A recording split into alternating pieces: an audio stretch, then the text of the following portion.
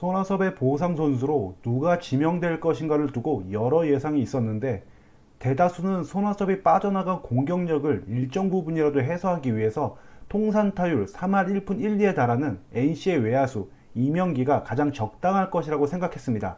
저도 그랬고요. 손아섭의 공격력 공백을 추재현, 김재유 등으로 메꿀 수 있다는 팀의 계획은 성공하면 너무나 좋겠지만 실패할 경우에 대한 대비가 전혀 안 되어 있다고 생각했기 때문에 1987년생으로 손아섭보다도 나이가 많고 2022년 시즌이 지난 후에 FA 자격을 얻는다는 등의 단점이 있지만 추재현, 김재유의 보험용으로는 안성맞춤이라고 생각했습니다. 그러나 팀의 선택은 투수였고 문경찬이었습니다. 1992년생의 대절 출신의 우투수인 문경찬은 프로 5시즌을 치렀는데 벌써 이번 이적까지 총 3벌의 유니폼을 수집했습니다.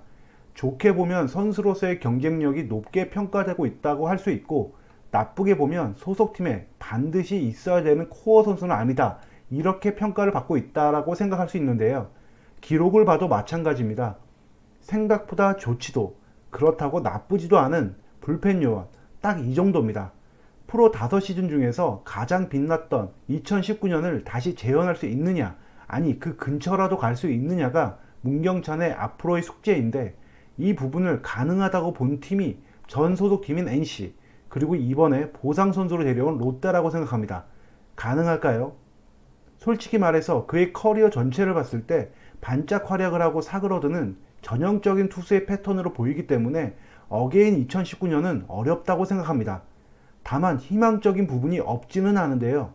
2021년 시즌 후반기 들어서 꽤 안정적인 활약을 했다는 것과 함께 잠실 야구장 수준으로 커질 사직 야구장 효과를 볼 가능성이 큰 선수이기 때문입니다. 리그의 어느 투수들이건 일반적으로 잠실에서 경기할 때 입잠실 효과라는 것을 보게 되는데요. 극단적인 플라이볼 투수인 문경찬이 잠실 수준으로 커질 사직 야구장에서 보다 나은 활약을 할 수 있으리라 저는 예상합니다. 문경찬이 극단적인 플라이볼 투수라고 했는데 기록을 한번 보겠습니다. 커리어 통산 땅볼보다 뜬공이 2배가 넘습니다. 맞춰 잡는 타구가 뜬공이다 보니 작은 구장에서의 뜬공이 홈런으로 이어지는 경우가 많았고 그로 인해서 통산 9이닝당 홈런 허용이 1.47에 달했습니다.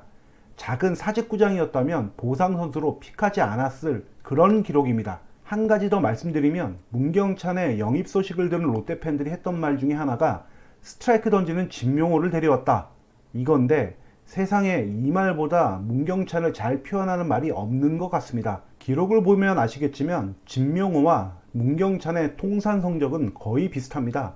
평균 자책점이 엇비슷하고 소속팀에서 필승조보다는 추격조에 가까운 역할을 맡고 있다. 이런 부분도 비슷하죠.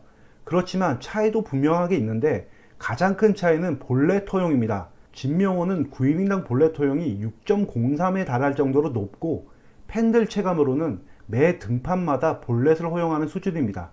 그나마 많은 볼넷보다는 안타나 홈런은 좀 덜 맞는 게 다행이죠. 반면 문경찬은 9이닝당 볼넷 허용이 2.93으로 진명호의 절반 수준입니다.